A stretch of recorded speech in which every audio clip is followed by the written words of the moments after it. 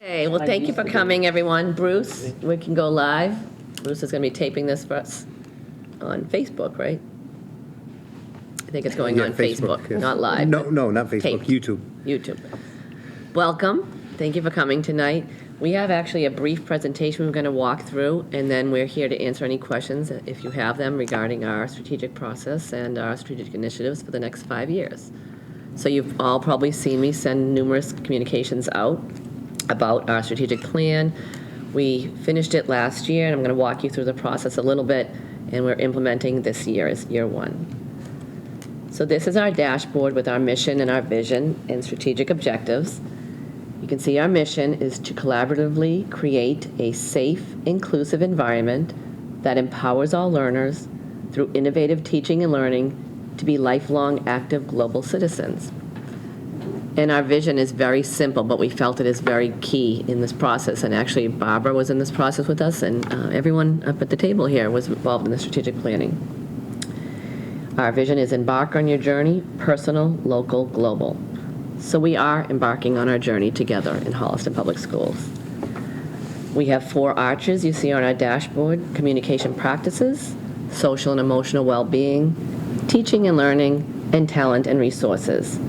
And the core values, I'm not going to read them all, but our core values are spelled out as well. We are going to go into a little bit of detail about each of our arches and the strategic initiatives below those. So last fall, we embarked on this journey of the planning process, and we all came together. We got multiple data sources. There was a survey sent out to families, to students. I think we had over 1,100 responses. And we actually had a vendor come in and plan this process with us. They're Teaching Learning Alliance, and they were shocked with the amount, for the size of our district. We are not a large district. We are a modest-sized district. So to have 1,100 responses on our survey was phenomenal. So we felt that that data was really valuable in helping us to decide what the initiatives would be that would go into our strategic plan.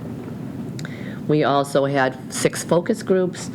We had volunteers come in, and 21 people were on part of this planning process, administrators.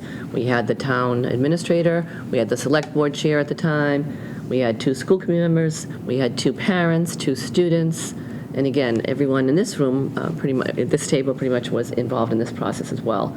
And we spent many nights together, a number of hours working on this process after we had all the data to analyze. And then we did have this presentation at our May 5th school committee meeting for the school committee to vote on. So I won't read all those names, but this is a representation of the group and the different people that helped us with this planning process. So there's also a theory of action when you're rolling out a strategic plan. And our theory of action is, if we foster a safe and supportive learning environment, ensure consistent and effective communication among all constituents, provide rigorous opportunities for innovative teaching and learning, and attract and retain talent, then we will have an inclusive environment which empowers all learners to be lifelong active global citizens. So this is our theory, and this is where we want to get. It's a very student-centered theory of action. So through this process, I'm not going to read all of this, but we started with developing our mission, our core values, our vision. We looked at the old strategic plan that was online from 2017 to 22. And the one thing about the previous plan that we heard a lot was that it wasn't actually a lived document. It was there, and there were bones of it embedded in our yearly goals. But a lot of people had said to me, we don't know what the mission and vision. So it was living on the website, but we weren't quite clear whether it was actively living and fully implemented on a daily basis. But then also, COVID interrupted all of that.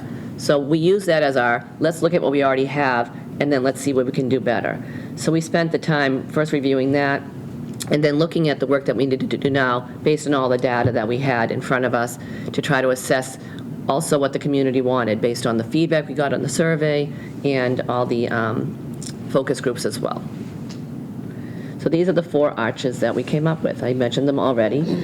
The communication practices was Arch 1, and our objective there is to ensure consistent, effective communication between and among administration, schools, staff, parents, and the community to address student achievement, opportunities, and areas for improvement.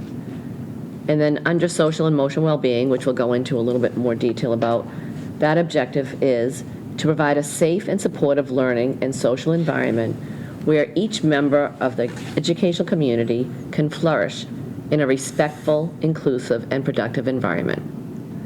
And then also an incredibly important arch, our teaching and learning arch, to promote robust, professional learning communities and encourage a positive, supportive, and collaborative learning environment of instructional creativity that includes rigorous and aligned content.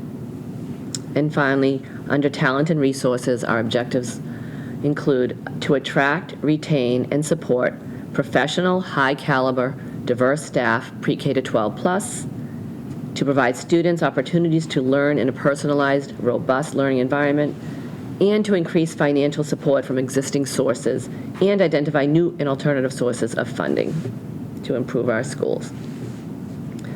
So this is some of the work that we talked about, and we did have our school improvement plan presented last week and our district improvement plans to the school committee, and we literally took all the work that we did on the strategic plan, and it's directly connected to the initiatives that we're doing this year at the district level, the initiatives that we're doing at the school levels, and then you'll also hear very soon probably about my goals as a superintendent. My goals are directly aligned to the arches as well as all of these people at the table.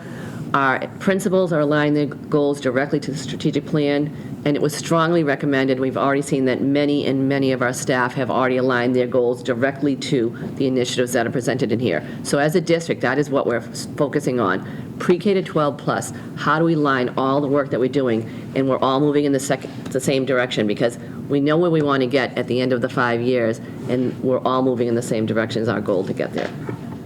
So we've done some of these things already. We already have a webmaster in place. We are working on having our website be more robust, but also easier to access. Last night, for example, we had our wellness council meeting, and we realized that we don't have an explicit wellness page. So that is a goal for this year. Now we're going to put together with the Wellness Council, and we'll use our webmaster's support to help us implement that and put the resources on the website. But a bigger part of that under Arch 1 is how do we get the curriculum and all the resources with social emotional learning, get this all live on the website as well. And Joni will talk about the curriculum piece, and Jerry, Ellen, Jess, if you have questions about that, we'll also go into detail about that. But it's really to make sure we're using our social media and all our communication tools to get information out to parents in an efficient manner, but also in a way that all of our families understand, whether they have language barriers or just don't know how to access information. We want to make sure we communicate in the most effective ways. Some of you probably have seen me starting to tweet out as well. I don't have a lot of followers yet, but when I'm visiting schools, I'm trying to start more actively tweeting so you can see some of the great things that are happening at schools as well. Under social emotional well-being, these also are some of the areas that we're working on with our initiatives. Big part of the work we're doing, the mass tiered system of supports. In the past, you would have heard maybe response to intervention, RTI was what we had heard about. Massachusetts now calls it MTSS, but it's similar. It's that scaffolding of where all of our tier one, there's curriculum that all of our students need at tier 1. And then when they need additional help, you need to do something different at tier 2. And tier 3 is more targeted intervention for students that need really specific service. So we're using that model to work on our social and emotional as well. We already have MTSS in place for our curricular resources for literacy and math, but now we want to roll that out even more specifically to help target students that need support with social emotional well-being. Jariel's been doing a ton of work at the district, helping us get a lot of staff trained around PBIS and MTSS, and a lot of trauma-sensitive training. And you'll hear next week, we'll be presenting at school committee about this exact Arch 2. So they'll go into much more detail in that next week and really talk about all of the different things that each school is doing to help support PBIS, bullying, culturally responsive teaching, as well as SEL supports. And then also, are there supports in place for growing our voice of our students and future leadership opportunities? That is one of our initiatives, as well as climate and culture surveys. So that is new as of, I think we started at the end of last year. We started piloting it. Yeah, we started piloting some climate and culture surveys with students, and then this year we're also adding climate and culture surveys with staff. So we're going to try to get a sense of where we need to improve in that area and make all of our students and staff feel safe and supported at school. Under Arch 3, Teaching and Learning, some of the work that we're doing, again, we are definitely teaching the Massachusetts curriculum frameworks. However, when I looked at our website when I started here, there wasn't a lot of understanding of what they are. Now, you can go to the Mass Department of Education and you can see what the frameworks are that we are required to teach as Massachusetts school leaders and teachers. But how does Holliston implement them? We do implement the curriculum, and we are working on it. However, we would like to make that more transparent. So one of our goals is to really start getting the maps that we already have and the additional ones that we're creating and making sure that we are covering the content is all visible. Does that mean you'll see all of our lessons on the website? No, you won't. But you'll see a succession and a timeline of when we're teaching the curriculum, and then teachers have additional information for when they embed their lessons within the curriculum frameworks. An equity audit is also a big part of what we're going to be working on this year, looking at programs and looking at our schedules, looking at our various content areas that we're teaching. Do we have enough program offerings at the high school, middle school, other things that we should be doing differently from an equity lens. So we are having a vendor come in this year. That's something I'll also be presenting at school committee very shortly. We're going to talk about the work that the vendor is going to come in and do with us, and then we'll talk about how we engage families in the process, how we engage students in the process, and similar to our strategic plan, getting input into what people see as strengths and weaknesses of the district related to equity within curriculum and related to just safe and supportive schools as well. And another area that we're working on with implementing our curriculum review process this year is part of analyzing the curriculum maps as we move forward.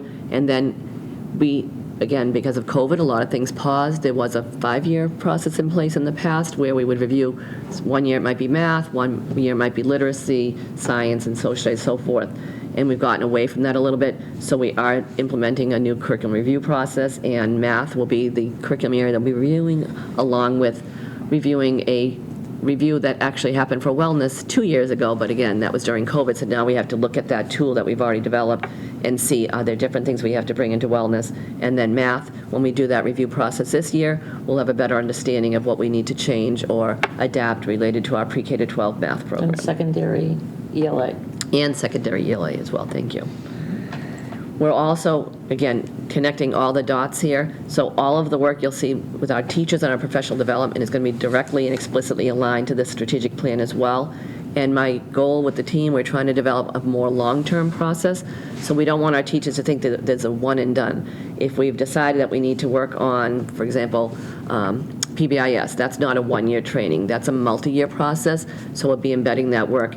And we're hoping by the end of this year to give a more long-term look at these are the trainings that we're going to be doing for multiple years up and through 2027, knowing that it's subject to change, but where we are right now and where we are trying to get in 2027 will guide us on our professional development for the next 5 years as well.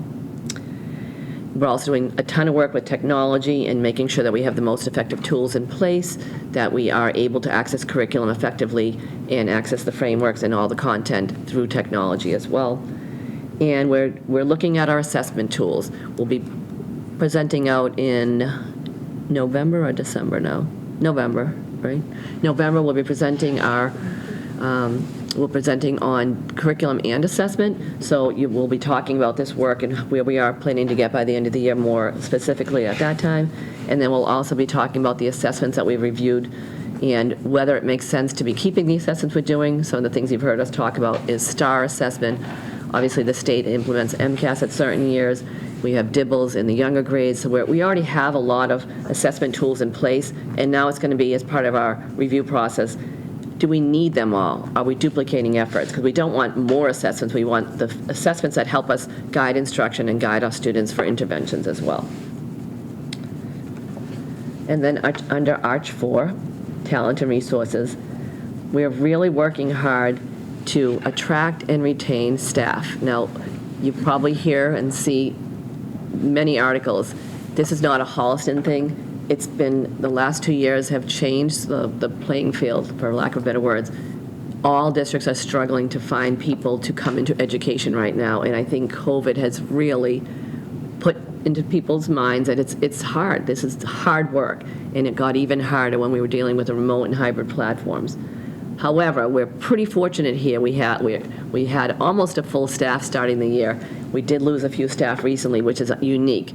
And I'm hearing that from every superintendent I talk to, is that people never would leave normally in September and October, but there's so many positions open throughout the Commonwealth that was unheard of in the past. But now when there is an ability to move, maybe get closer to home, maybe people looking for different things that they can get different benefits. We don't always know the reasons. I've started doing exit interviews with staff that are leaving to find out why and if there's something we should be doing differently to support. But it's not unique, because I'm hearing some districts that are struggling much more than we are. But that being said, we still want to do our best to encourage people to come here. And then when they do arrive in Holliston, what can we do better as a district to help retain them, give them all the supports they need? One of the things we've really been focusing on as well is our student population has become more diverse. So we should be making sure that we're trying to encourage people from all ethnicities, all areas, and that our students can use as role models. And we have been fortunate that we've encouraged a number of diverse candidates with wonderful skills to come to the district. But I want to make sure that we're doing a good job making them feel welcome here so that they stay and our students benefit from the cultural experiences and the different skills that they bring to us. So that is really something we're going to focus on. Job fairs, any partnership opportunities, anything we can do to increase that. We're also using our evaluation tool. Mass DESE also has a tool that we are required to use as a state, but we do modify that as a district as well. But again, with COVID, we've probably gotten a little bit away from the strict evaluation process, and we want it to be a process that helps staff feel valued, that you're having good feedback and discussions with staff. So we have spent a number of different training already this year in August and twice this school year already as an administrative team of trying to recalibrate the evaluation process and further train staff about how to use it more effectively, so that it is a tool to help grow staff and help support them rather than our staff feeling like they're not valued and they're not respected. It's a way to improve their capacity and help build capacity as well. I mentioned already the climate and culture survey that we're doing for students and also now for staff this year. And again, we're going to be constantly looking at our PD schedule, and we take surveys from staff to see if it's fitting what they need, and also making sure that it's constantly aligned to our initiatives and our strategic plan. So why? Why are we doing this work? Well, I mentioned equity, and we want strong academic rigor in our schools. That is first and foremost. We want curriculum that is aligned pre-K to 12 plus. But we also want to make sure we have equity for our students, because we want to make sure that there's access, equal access to programs. And that's one of the things we've identified already. We have wonderful programs, as some of you know. We start in pre-K and K with Montessori and French immersion and our traditional kindergarten models. We're fortunate. Those are very unique things to have in a public school system. But have we had equal access to those programs? When I started digging into data with our team, we found out that there were some barriers to students entering these programs or when they could enter these programs. And that was one of the reasons why we fought strongly to get full day K in place. That was one of the barriers. So now all students are in school full day, and we are paying for full day instruction for all students. So that is one step to equity for our students. So this is why we're doing this work. We know we have wonderful things going on here, but we also know that there are areas for improvement, and equity is the root of all the work that we're doing.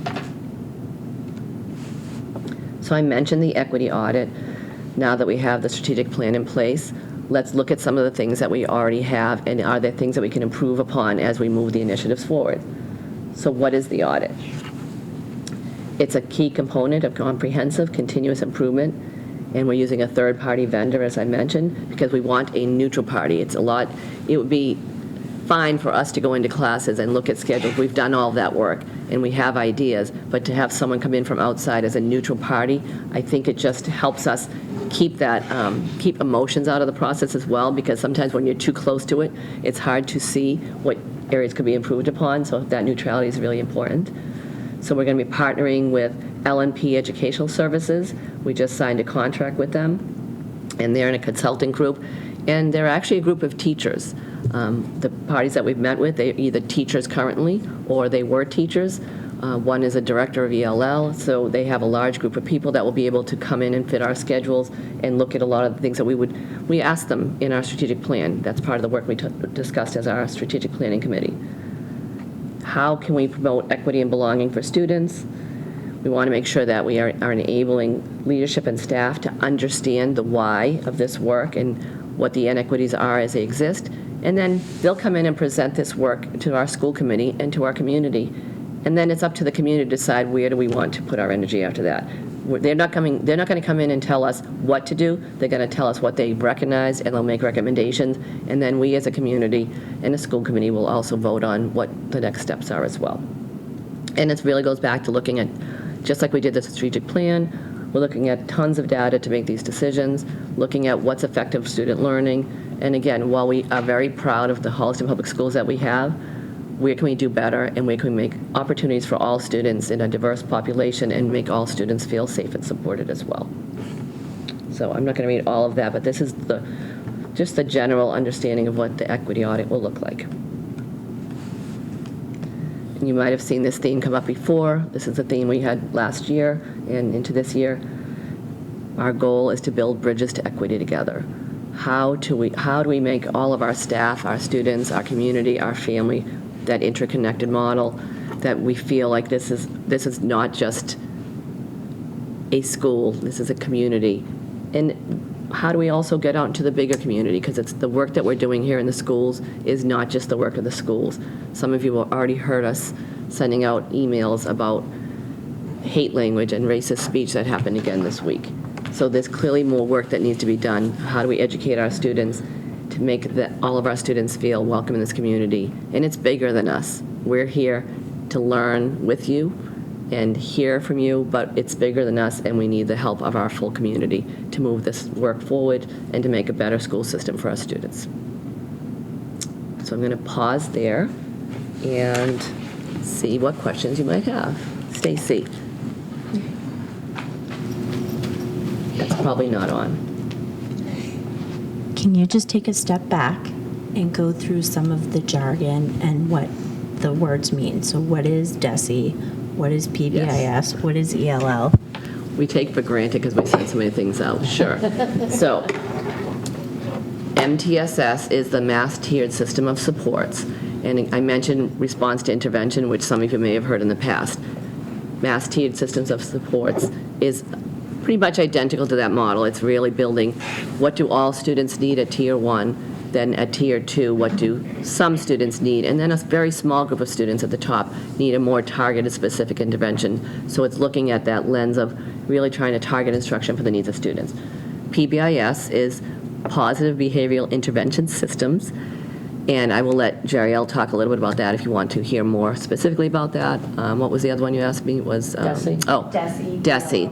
The Mass Department of Elementary and Secondary Education is DESE, and ELL, our English language learners. Thank you. And the only reason why we need the mic is so that it can be recorded for the thing, not because we're big crowd. Thank you. I just think, could you introduce everyone? Yes, I'm going to now go back to the right side, and we're going to start with introductions with this team, and then they're here to answer any questions you have about the strategic plan or what our journey looks like, or what we hope our journey looks like over the next few years.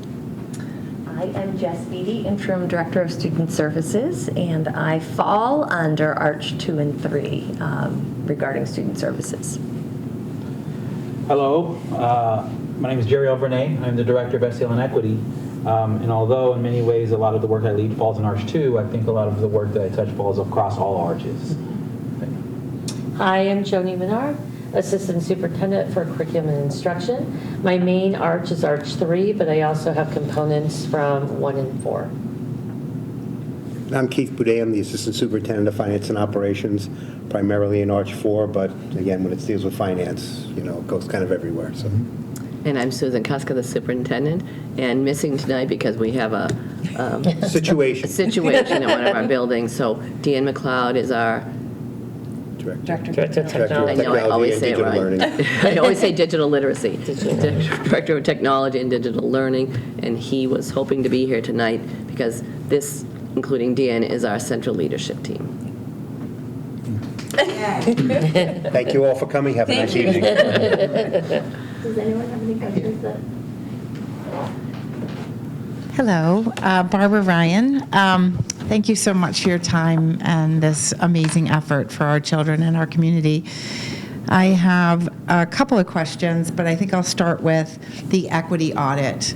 I'm interested to hear your perspective. I know there'll be an outside agency. When we talk about equity, it can mean a lot. I think of a bell curve when I think of equity. And I think of the majority of students who fall in the C category.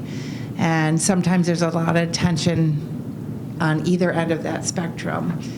What will the equity audit do to help us as a community and you all as leaders to look at that bell curve, and are we meeting the needs of a majority while we're really trying to reach everybody? I just sometimes think somehow, we spend a lot of time on either end, and then this is, everybody in the middle is just kind of humming. So I'll leave that question at that. Do you want to talk about that, or do you want me to?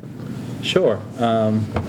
So, one of the things, you're absolutely right. The concept of equity is such a large one, right? Because equity really what it speaks to is, are we getting our kids what they need when they need it, right? At any time within that journey in schools. As a school, are we making sure that we're providing the right supports for them to get what they need when they need it? Are we making sure that they're fulfilling the largest potential that they have within our schools, right? So all of that fits under that concept of what we say equity. But in many ways, I think when we think about equity audit, it's also to just look at access, right? Do all of our kids feel they have equal access to opportunities, right? Do they have equal access to advanced placement opportunities? Do they have equal access to engage in after-school clubs? Do they have equal access to that? So access is a major part that one looks at when you talk about this concept of equity. Other pieces when you think about equity also is not just access, but the opportunity to engage all of the things that schools have to offer. We say that because I think that regardless of where, and you talked about the bell curve, and you talked about kids on the other end, but also those in the middle, access is for all, right? So are all of our students accessing the best that we have? Are all of our students getting what they need when they need it? And if not, what do we do about that, right? As a school system, we should always be constantly working to improve. No matter how great we believe we are, there always should be something else we can do, right? There also always can be something else we can kind of think about, and I think this will help us think through some of that, right? What are some of those gaps? How do we get better to make sure that our kids are accessing their fullest potential? So in many ways, when I think equity audit is a piece of that. And I know for myself, when you work in a field that you're so passionate about, it's hard to sometimes take a step back and identify there might be a better way to do this. I thought this was kind of meeting all the needs, but maybe not, right? So I think this allows for that third person look, acknowledging that we're all human and we're so passionate about what we're leading that sometimes we need some of that look as well. So I don't know if you want to add anything. Yeah, I was just going to say, they're not going to be looking under a microscope, right? They'd have to be here for weeks and weeks and weeks to do that. They're here more broadly. They're more looking for common themes of what they might see. And they might say, we looked at your course book, your program of studies, and we look at some of the content, or even maybe the titles of the content. Is that the message that you want to send? And we might be like, oh, I never thought of that, So they're going to be looking at, are there things that jump out related to the courses that we're offering, the programs that we're offering, or does the schedule in any one of our buildings, does that create inequities? They're looking more broadly, not under a microscope, but they're going to be looking for common themes and then identify recommendations. There's some specific things that we would recommend you work on, and they'll prioritize that, right? Because there's never enough time to work on all the things that you have to do in a school system, but they'll tell us some things that we can specifically focus on from their lens and the experience that they have as well. And I think tying on to that, though, when you look at it, many of us have been here a while, and you kind of get ingrained with the things that we do, and especially a lot of things that we do well.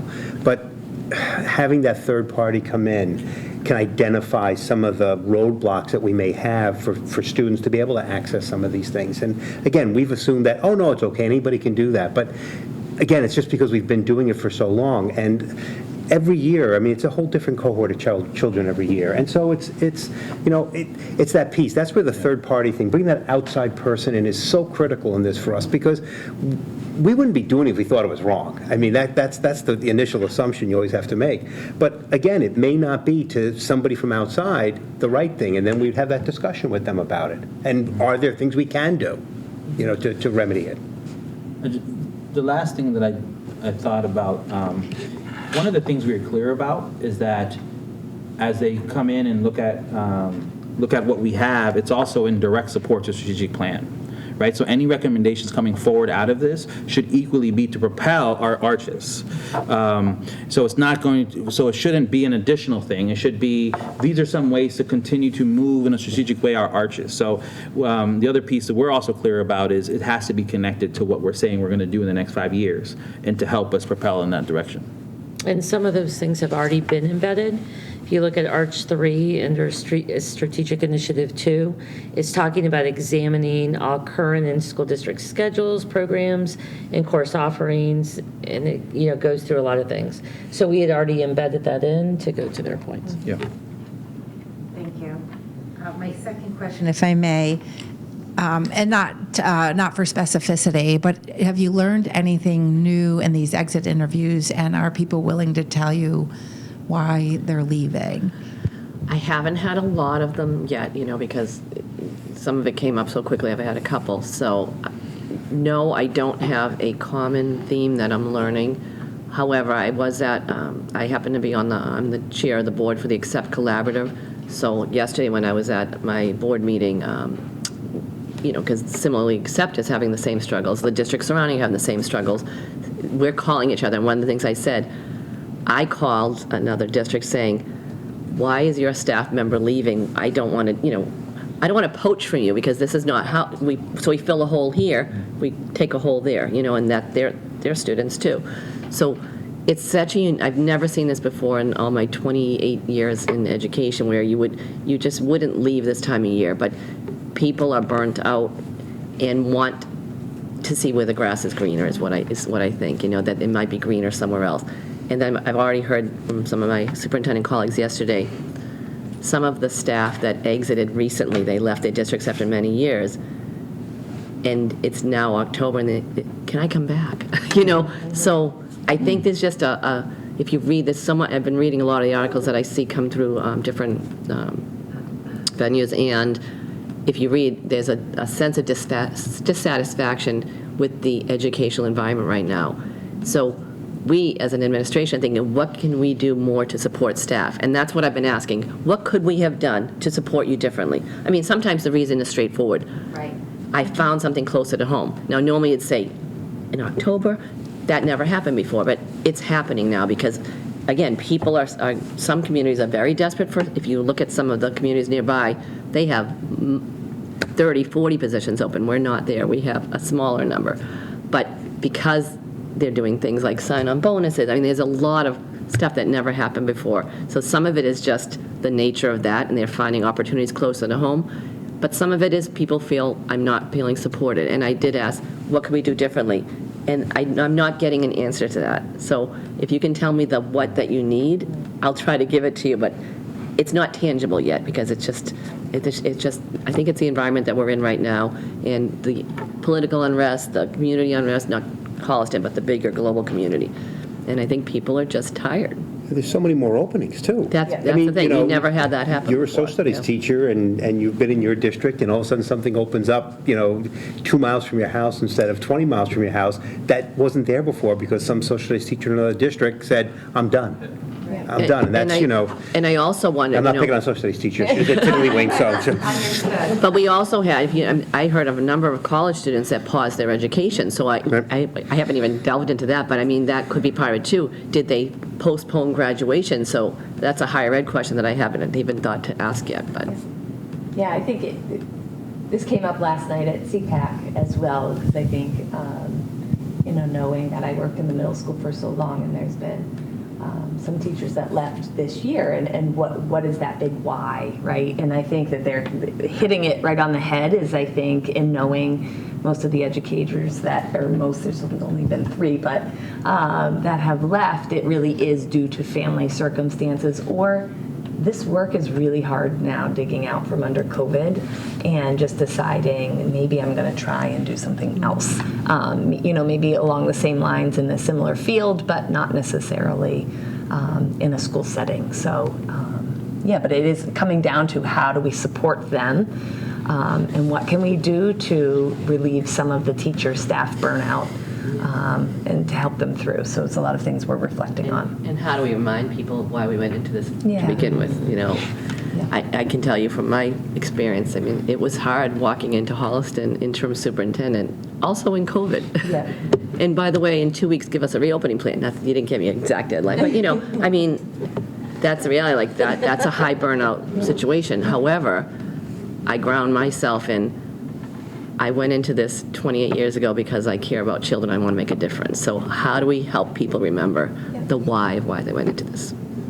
But then I know I'm not a mic, but then to layer on top of that, I mean, outside of the education vertical, it's happening everywhere. Exactly. It blows me how many different verticals to see. It's surprising. So it's, It's pervasive in all something else to areas. consider too. But we want to remind people of why they love what they do so they don't leave for other opportunities, Yeah, right? right. Thank you so much, and thank you again for your time and your leadership every day. Thank you so much. Thank you.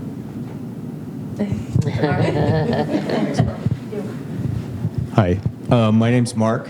A father of 3 in the district.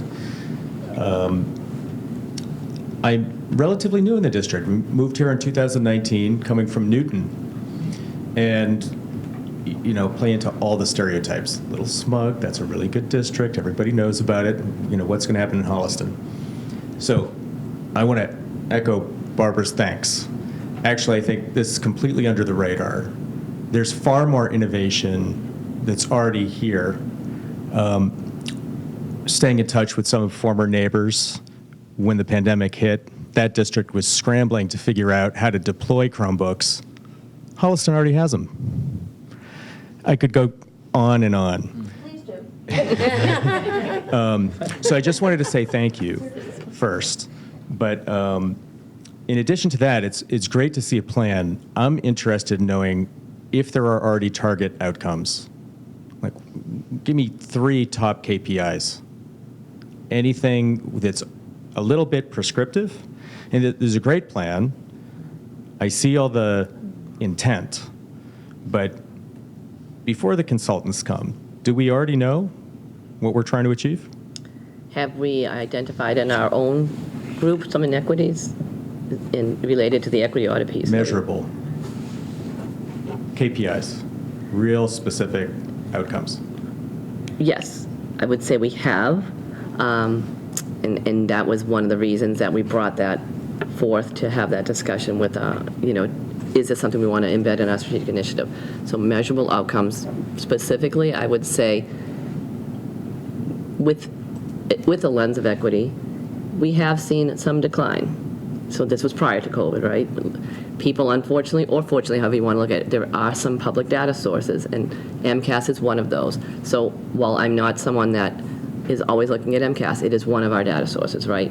So from the public perspective, we've been asked, why has that data started to go down a little bit? We are innovative. We are doing great things. But one of the things we did identify prior to even looking, at the strategic plan is our curriculum has not been aligned pre-K to 12 plus. So to me, that's a very first step, is starting with that alignment and working.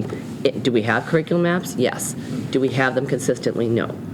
Are they, have we mapped them in a consistent manner? So we don't want education and teaching to be identical, but we do want to make sure that students are getting the math. So if I'm in Mrs. Smith's 4th grade class or Mr. Barry's 4th grade class, that I am getting not identical teaching, but I am getting instruction that is the math frameworks for my grade level, right? And if we don't have that alignment and we don't have that ability to share that out to staff in a meaningful way, we're not always sure if they're giving those equitable opportunities. So that is really, to me, That is a very first step, is along with the bigger picture of how do we build safe and supportive schools, how do we make sure we have equitable opportunities. But first, how will we align pre-K to 12 plus so that we have that roadmap spelled out as students pass through the district? So I feel like that's something that we really, and that we already started that work last year. I'm going to add on, we started that work last year, but by the end of this year, you on our website as a parent or anybody on the world will be able to see when Holliston teaches what standard. And you'll see it by month or by week, depending on what level the student is. As you all know, our high school classes are a little bit different animal. I mean, every high school class, right? Because you're doing them by quarter or trimester as opposed to a year-long class. So you'll be able to see what specific standard is being taught when. And then we also are going to be publishing out stage 1 of our curriculum maps. So you'll be seeing the essential questions, the standards that are being addressed, and you'll be able to see all that. So there'll be a lot more transparency. We will not be publishing, though, the assessments for obvious reasons, the lesson plans, because teachers can teach it in many different ways, right? But we are going to have a consistent district-wide template, and we will have a district-wide consistent template, which has already been developed for our curriculum maps that all teachers will be doing. As Dr. Kuska said, they have existed, but different schools have different kinds of maps. So we really need to show that consistency, and then that's really going to guide our conversations vertically and horizontally that teachers have with each other, and identifying those gaps of what we need to clean up and who's doing what when, as well as just kind of bouncing off those ideas of teachers knowing first the vertical and horizontal alignment, and that will definitely impact all of our students in a very positive manner. So I think people forget sometimes, most of us started out as teachers. So I taught for 15 years before I became an administrator. So I was a middle school special educator for 5 years. I was an elementary educator for 10 years. And when the curriculum frameworks came out, I was there. I remember when MCAS came out, we were all like, oh, no, please. It's going to go away. Well, it's not going away. That doesn't mean it's the Bible either, right? It's one data source. However, I was handed the frameworks, and I was said, here, you have to teach them. But nobody came into my class every day and said, this is how you're teaching it. That's no different today. We're not looking to tell teachers how to teach. Good teaching is good teaching. We might support them and give them the resources they need, but we don't want to lose innovation. I don't know why people think that when you align curriculum and you have more consistency, innovation should go hand in hand with that. And when you have the innovation and you're following the standards and teaching students what they need to learn, scores improve anyhow. No one has to prescribe how you teach, but we do want to make sure that our students are getting consistent frameworks and expectations. And with those maps, that's how you're going to define whether you have a guaranteed curriculum, which is everybody has, they all learn the same thing. Maybe not in the same way, but they all learn the same thing. And a viable curriculum that you can get through. It's the old guaranteed, what I'm saying? That's something that we always used to talk about back in the day. But that's how you make sure that you can get it done in the time frame allotted. So I've also discovered by talking to a lot of parents that a lot of parents don't know where the frameworks are, or that we are mandated as a public school to teach the frameworks. So myself and my curriculum team are going to have a curriculum night for parents in the spring to kind of walk people through the standards, to kind of have that understanding, are we just randomly picking something? No, we're not.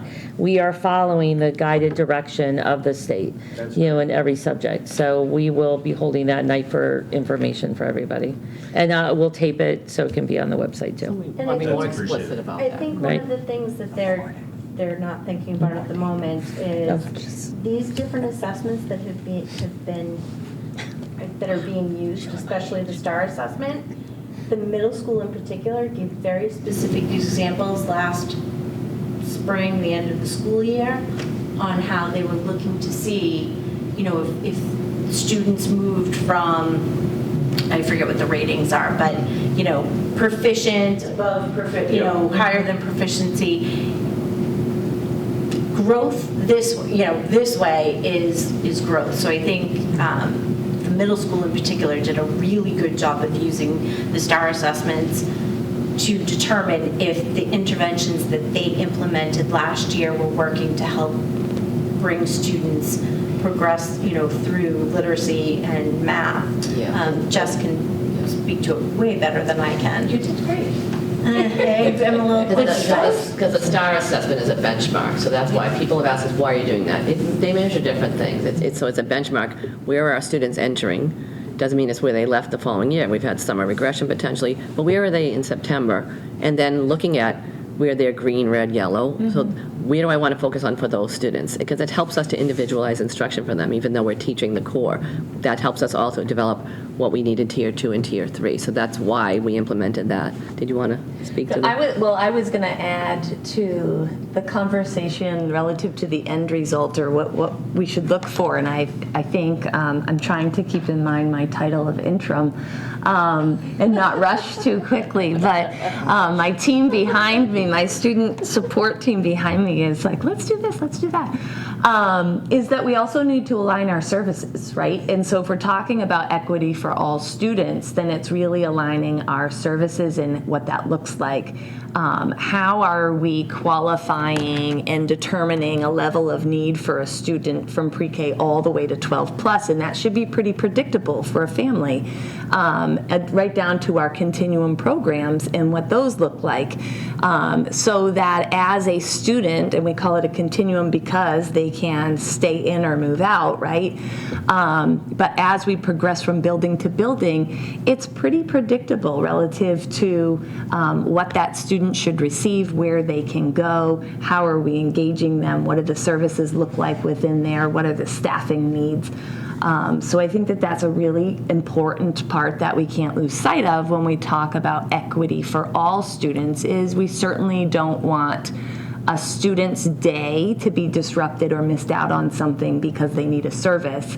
We need to figure out schedules and equity in those schooling systems to be able to have the ability to go to music, but also maybe receive speech and language, those types of things. So looking at that across the board under all the arches, I think is really important for us.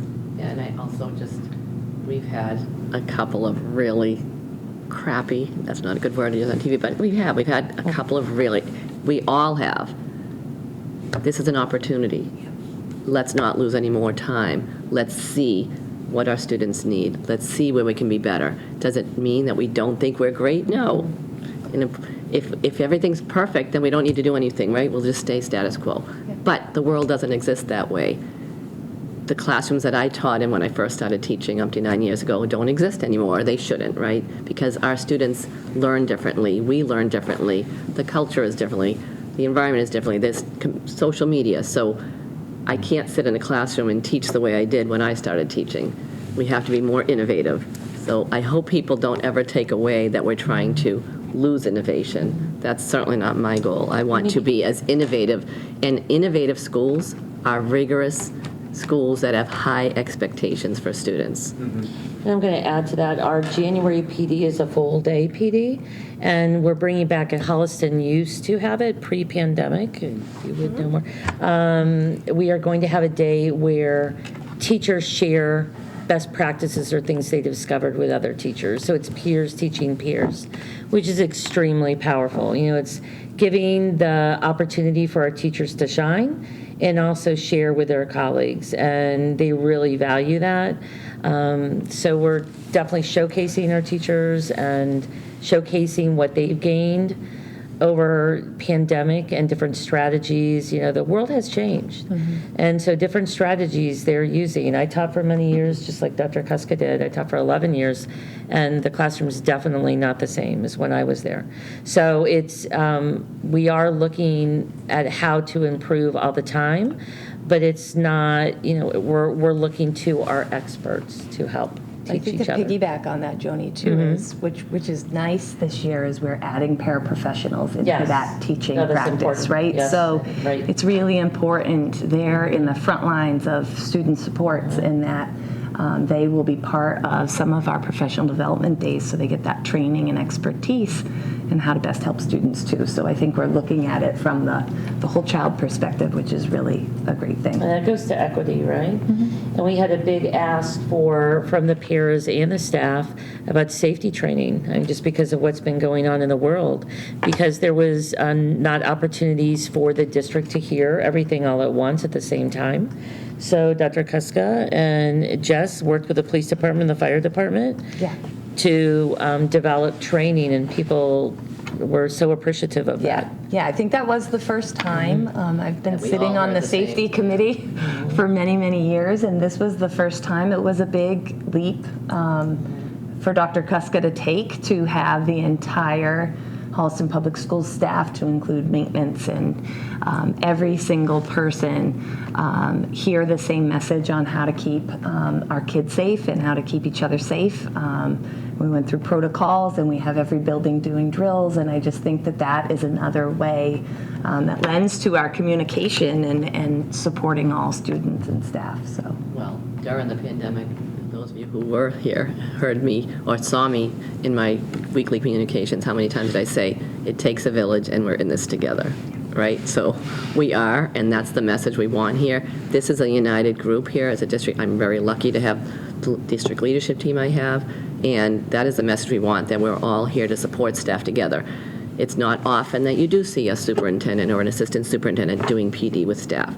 I've always tried to do some training with staff, but I want that to be the message, that we are working together, because I think we all want the same thing. We want what's best for kids. And then to go back full circle, all PD is directly tied to the strategic plan. So in our agendas, we are literally listing the strategic initiative and the arch that it's tied to, as well as DESE, the Department of Ed, has requirements for what high-quality professional development looks like, and we're also linking it directly to that. So everything is definitely tied in a nice package. Any questions from anyone else? You got another one, John? I apologize. I'm one and done. I gotta run. Three kids calling. That's But all right. nice to meet you. Thank you so much. Hi, thank you. Thank you for coming. Thank you. Mine's only just a quick one, around surveys, and I know some of them, I know, from my understanding, I can get access to surveys if I go down to the office. Is there another process of doing that? Like for those surveys are you referring to? for surveys that go out to the kids, or, Oh, like if a wellness survey or something goes out? yeah. So what is the best way to, So I'm sorry, did you ask what's the process? Well, for us, for parents to get access to wanted to that see it. transparency. Yeah, And that's so- it's kind of around, Yep. you talked about with having the centralized site for everything else, Yeah, so I could speak to, for an example, the Metro West Health Survey that is done every 2 years. So there's One last year? Yep. Yep.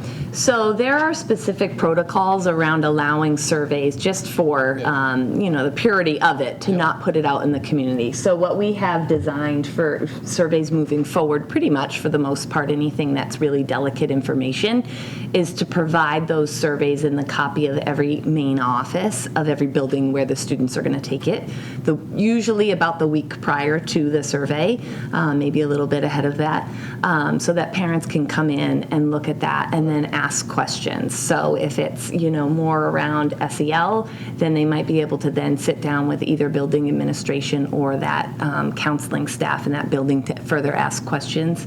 But we do always allow that opportunity for parents and families to say, no, I don't want my child to participate in that.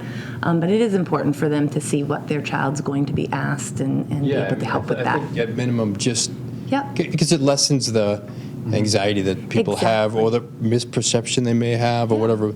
My challenge has been, if I'm traveling or whatever, I just literally can't get in there to do that. And I understand, Yeah. you can't just put it out on the web. Yeah. But any way to make these things accessible, and going back to what you talked about, accessibility with putting things up on the, you're going to be putting them up on the site, any of that is going to be helpful. Yeah, sure. yeah, we'll consider and see if there's a way to do that.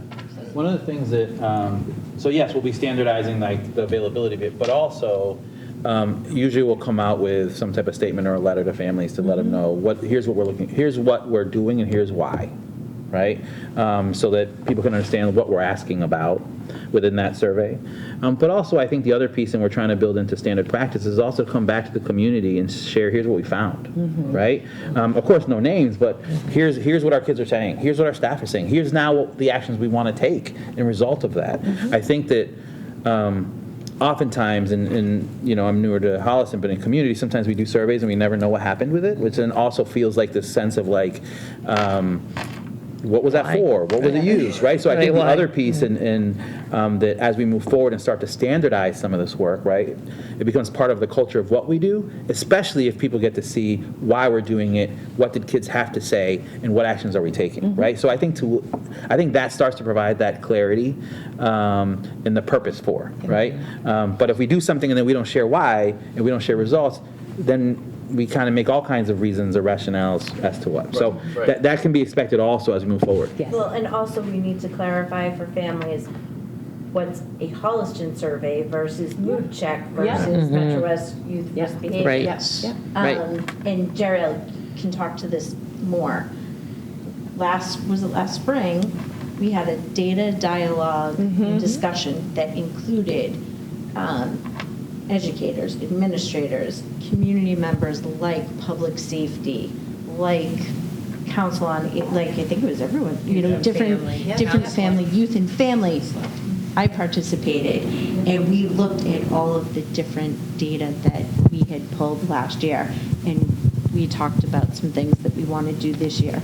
But it's only October, so. But it was awesome, and it's sort of, what Jerry was talking about, that we can then go back and share with the community. This is what we're seeing. Yeah, but you'll hear a lot from Jeriel and I next week at school committee on what our plan is moving forward and how we're going to share that out. Because I do feel like that's the missing link. Granular, because I know we're talking. Yep, but we will dive into things that you can expect to hear from us moving forward, looking at data and looking at information and direction for sure. Yeah, transparency and, like you said, and what were results. Yeah. And it's all opening everyone's eyes up. So. Yeah. Absolutely. And Jess, what time is that meeting? 7 o'clock, right? But we're also, this same presentation will be offered on October 25th from 7 o'clock to 8 o'clock p.m. via Zoom, because that might give some people some accessibility that we didn't have tonight with sports and everything else. So I do want to thank you all for coming. We really appreciate your questions and your support, and we're here to help build a stronger Holliston community. Thank you very much. Thank you for coming. Thank you, everyone.